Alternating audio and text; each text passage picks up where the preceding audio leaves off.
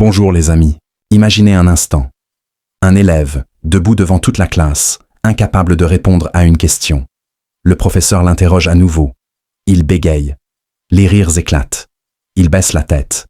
Il vient de goûter à l'humiliation. Aujourd'hui, il nous a plus de vous parler de l'humiliation. Qu'est-ce l'humiliation? L'humiliation. Un mot lourd. Un mot qui blesse. Mais aussi, parfois, un mot qui transforme. Parlons d'abord de ses aspects négatifs, car ils sont les plus visibles. L'humiliation détruit l'estime de soi, installe la honte, et parfois même laisse des cicatrices durables.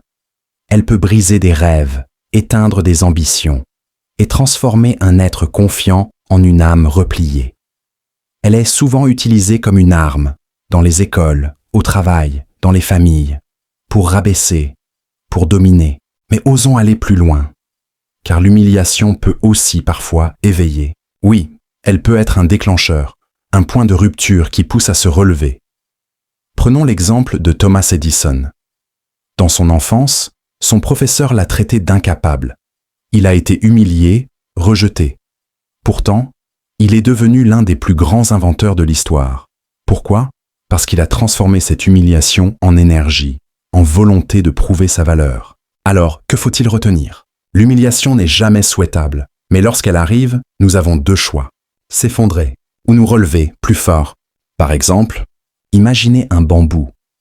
On le frappe, il plie. On insiste, il plie encore. Mais jamais il ne casse. Et un jour, il se redresse, plus solide, enraciné. L'humiliation est ce vent violent, mais notre force intérieure est ce qui détermine si nous cassons ou si nous grandissons. Dans le meilleur cadre, je vous invite à ne jamais humilier, mais à comprendre. En fait, derrière chaque humiliation, il y a toujours une histoire, une douleur, et parfois une renaissance. Enfin, je vous rappelle que chacun de nous, un jour, a été ce bambou.